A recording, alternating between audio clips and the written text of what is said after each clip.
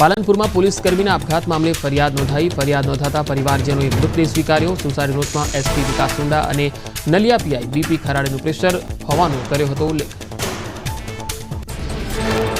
અમેરિકાના loss એન્જલસમાં national guard તૈનાત કરાયા બાદ હિંસક વિરોધ પ્રદર્શન. ગેરકાયદેસર ઇમિગ્રન્ટ સામે કાર્યવાહીનો વિરોધ કરાયો. પ્રદર્શનકારીઓએ પોલીસ પર પથ્થરમારો કરી અને ફટાકડા ફોડ્યા. 118 લોકોની કરી ધરપકડ.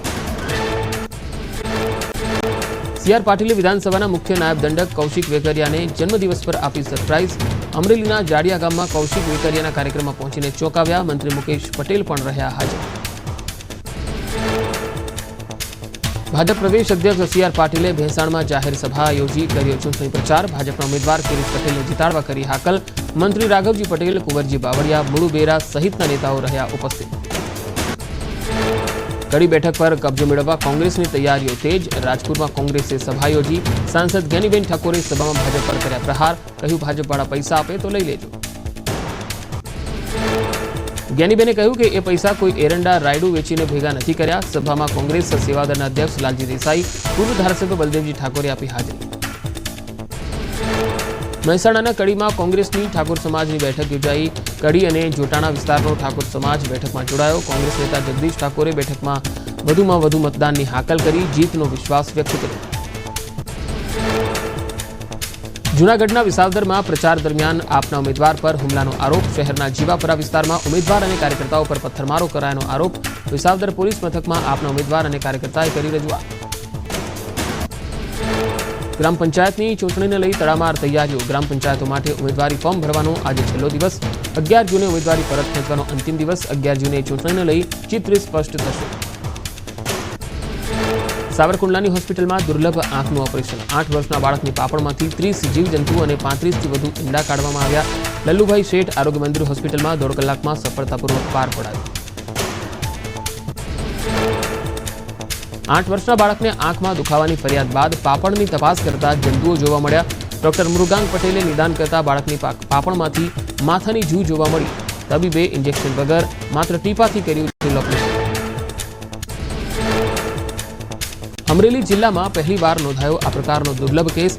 અમરેલી બાદ બાળકે અનુભવી રાહત. પાપણમાં લાગેલી આ જૂ આંખો માટે હાનિકારક. આ જંતુ લોહી ચૂસી આંખને પહોંચાડે છે નુકસાન. સાવરકુંડલાની નિઃશુલ્ક મલ્ટી સ્પેશિયાલિટી હોસ્પિટલમાં આંખોની સારવાર માટે શરૂ કરાયો છે ઓપ્થાલ્મોલોજી વિભાગ.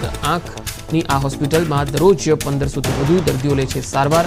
દાતાઓના સહયોગથી દર મહિને 85 લાખના ખર્ચે આપવામાં આવે છે સેવા. જૂનાગઢના રતાંગ, ગીર, છાલડા સહિતના વિસ્તારમાં ભૂકંપનો આંચકો અનુભવાયો. રિક્ટર સ્કેલ પર 3.4ની તીવ્રતાનો ભૂકંપ અનુભવાયો. ગીર સોમનાથમાં પણ તાલાલા સહિતના વિસ્તારોમાં આંચકો અનુભવાતા લોકોમાં ભય. આજથી શાળાઓમાં ઉનાળુ વેકેશન પૂર્ણ. શાળાઓ ફરી ધમધમી. દ્વિતીય સત્રમાં 144 કાર્ય દિવસ રહેશે. વેકેશન પૂર્ણ થતાં શાળાઓની રોનક પાછી ફરી. રાજ્યની 54,000 શાળાઓમાં આજથી નવા શૈક્ષણિક વર્ષનો પ્રારંભ. લાંબા સમયથી ખાલી પડેલા વર્ગખંડો ફરીથી જીવંત બન્યા. 35 દિવસના વેકેશન બાદ વિદ્યાર્થીઓમાં શાળાએ આવવાનો અનેરો ઉત્સાહ. અમદાવાદમાં નવા શૈક્ષણિક સત્રની શરૂઆત સાથે અનોખું અભિયાન. બાપુનગરમાં નમો વનમાં 11,000 વૃક્ષોનું વાવેતર. એક પેડ માં કે નામ અંતર્ગત શાળાના બાળકોએ કર્યું વાવેતર. મેયર, જિલ્લા શિક્ષણ અધિકારી સહિતના મહાનુભાવો ઉપસ્થિત. દુનિયાનું સૌથી મોટું માલવાહક જહાજ એમએસસી ઇરીના તમિલનાડુના તિરુવનંતપુરમમાં આવી પહોંચ્યું.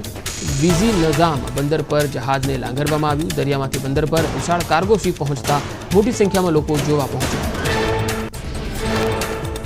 આંધ્રપ્રદેશના વિજયવાડામાં મંગીનાપુડી બીચ પર માસુલા બીચ ફેસ્ટિવલ 2025ની ઉજવણી. બીચ પર મુલાકાતીઓનો ધસારો જોવા મળ્યો. રાજ્ય સરકારના કેબિનેટ મંત્રીઓએ પણ લીધી ફેસ્ટિવલની મુલાકાત. તમિલનાડુના થુથુકુડીમાં વૈકાસી વિશાકમ ઉત્સવની ઉજવણી. સુબ્રમણ્યમ સ્વામી મંદિરમાં ભક્તોનો ધસારો જોવા મળ્યો. ભક્તોએ ભારે ઉત્સાહ સાથે ભગવાનના દર્શન કરી ધન્યતા અનુભવી. દ્વારકામાં ગેરકાયદે ચાલતા દારૂના વેપલાને લઈ વિડીયો વાયરલ. ખંભાળિયાના જાગૃત નાગરિકે દારૂના વેપલાનો વિડીયો ઉતારી કર્યો વાયરલ. ખંભાળિયા પોલીસ ચોકીથી 100 મીટર દૂર ચાલતા દારૂના વેપલાથી પોલીસ અજાણ રહેતા ઉઠ્યા સવાલ.